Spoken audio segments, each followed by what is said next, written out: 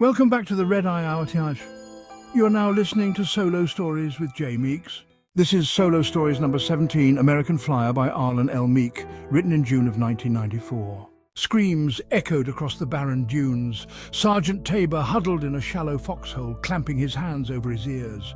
In the distance, he could hear enemy tanks clattering and growling, crushing out men's lives beneath their mammoth tracks. The chaos was overwhelming. Dust and smoke filled the air, making it hard to breathe. The ground shook with each explosion, and the cries of the wounded pierced the night. Tabor knew they had to hold their ground. The brutal reality of war was almost too much to bear. Tabor took a deep breath, steeling himself against the onslaught. He had to focus, to survive, to make it back. The ground continued to shake with each explosion, and the cries of the wounded pierced the night. Overhead, a blinding, white-hot flare floated. Its harsh light illuminated the stark landscape with the intensity of an angry sun. Tabor lay still, trying to hide within the dust. Its harsh light illuminated the stark landscape with the intensity of an angry sun. Tabor lay still, feeling naked and exposed beneath its light. A large, dark shadow passed overhead, momentarily blocking the flare. What was that? He thought to himself. Tabor started at the slow-moving cloud, shaking his head, unable to identify its shape or origin. He squinted, trying to make sense of the ominous figure, but it remained elusive, blending into the night sky. Tabor thought to himself that the object almost looked like a giant human. But that is impossible, Tabor says to himself. Get it together. The air grew colder, and an uneasy silence settled around him. Suddenly, a crackling sound broke the silence. Tabor reached for his radio, his fingers trembling. Static filled the airwaves, but through the noise a faint voice emerged. "Tabor, come in! Can you hear me? This is Bravo Squad. Over." Relief washed over Tabor as he clutched the radio tighter, his voice barely a whisper. "Bravo Squad, this is Tabor. I read you. What's the situation? Over." Crawling upwards to the rim of his foxhole, Tabor cautiously peered over the edge. A ravaged, desolate landscape lay before him. Intermixed with the debris of war were dozens of lifeless corpses littering the sand dunes. Vehicles lay shattered, tossed like broken toys. On a far ridge, Tabor saw 3 enemy tanks, each flying colourful pennants. Squatting like fat, hungry beetles, their long, menacing cannons pointed towards him. The tanks seemed to pulse with a sinister energy, their engines growling like beasts ready to pounce. Tabor's heart raced as he calculated his next move, knowing that any misstep could be his last. Tabor's heart pounded in his chest, the threat of the enemy tanks looming large. He knew he had to act fast. He scanned the battlefield, searching for any sign of cover. Suddenly he spotted a trench a few yards away. Gathering his courage, he sprinted towards it, all the while feeling the piercing gaze of the tank cannons on his back. Just as he dove into the trench, a deafening roar filled the air. The tanks had opened fire, the ground shook violently, and debris flew everywhere. Tabor covered his head, praying he wouldn't be hit. He could feel the heat from the explosions, the air thick with smoke and dust. Miraculously, he made it to the trench unscathed, but there was no time to rest.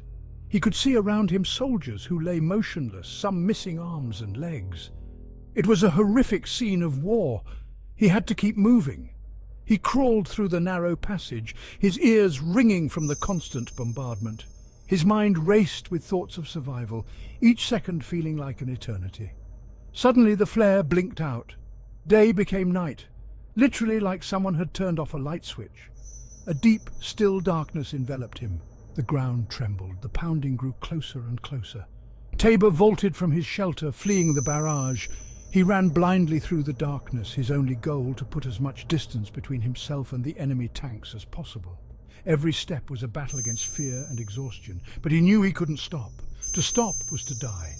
The darkness was suffocating, but Tabor pushed on, driven by sheer willpower. He stumbled over debris, his breaths coming in ragged gasps. The sound of the tanks grew fainter, but he didn't dare slow down.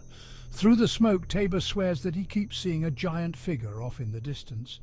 Tabor thinks to himself, "You're going crazy. Keep it together. Giants are real, you know this." He had to find safety, had to survive. Finally, he saw a faint light in the distance. Hope surged through him as he ran towards it, clinging to the promise of sanctuary. The darkness still pressed in around him, but that light was his beacon, his lifeline. He would make it. He had to. Running down railroad tracks, he arrives at a train depot. A long, moaning whistle drifted through the night air, like the gleaming eye of a giant cyclops, an approaching train. As Tabor looked around, he saw townfolk standing motionless, noiseless. It was an eerie sight. They almost appeared fake, like they were made of plastic. Within minutes, the huge black train came hissing into the station. Steam from the engines engulfed the platform and the engines came to an idle. Tabor's heart raced as he watched the train approach. The doors slowly opened, revealing a dark interior. With a deep breath, Tabor stepped forward into the unknown. The doors slowly opened, revealing a dark interior. As Tabor settled into a seat, the train began to move. The rhythmic clattering of the tracks created a hypnotic effect. Shadows danced outside the window, adding to the surreal atmosphere. Suddenly, a glint caught his eye. Tabor read the name stenciled on the gigantic locomotive's cab. American Flyer Lines. It was a sight to behold. Tabor also noticed the red caboose at the end of the train. There was a man holding a lantern, and he was hanging off the side of the caboose.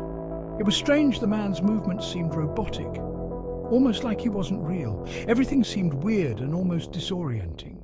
As Tabor starts to figure out something is wrong, he begins to feel like he's in another dimension, a place unknown. There were not very many people on the train, but the ones he could see sat motionless, no expression. Tabor thought maybe they were in shock from the war, but he swears that some of these people weren't even blinking. Tabor, trying to hold on to his sanity, had different thoughts running through his mind. He was asking himself, did I die out there? Am I lost spirit trying to find my way?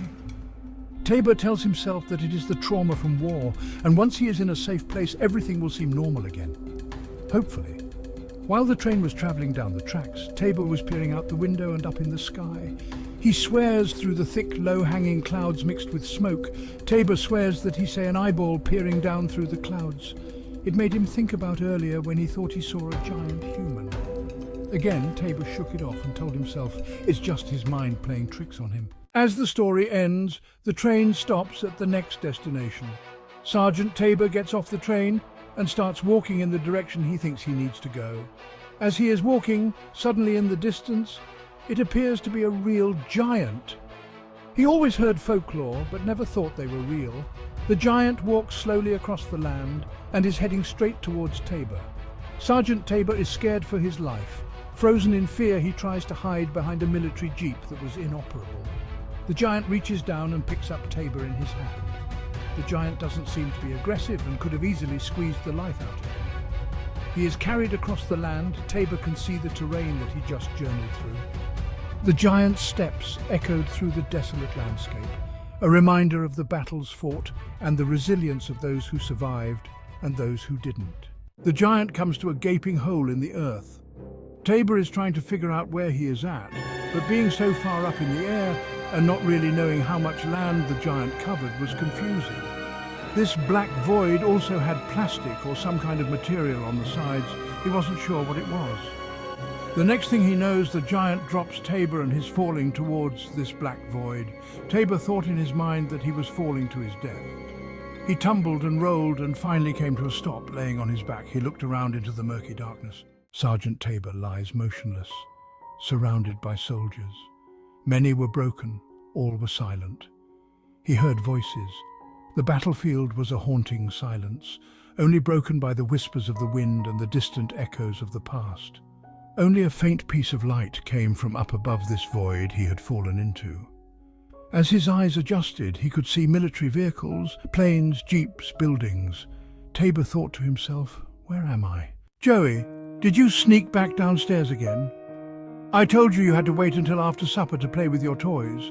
Turn your trains off now and come up for supper. Okay, Mom. Pick up your soldiers and put them in a box so you won't lose them. I did, Mom. And remember, Joey, they're just toys. I know, Mom.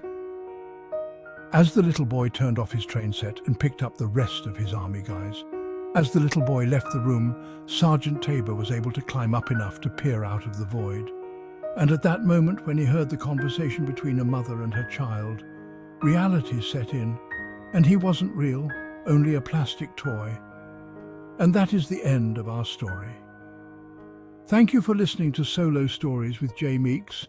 I really appreciate it, and I hoped you enjoyed this short story. See you next time. Thanks for tuning in to The Red Eye Hour.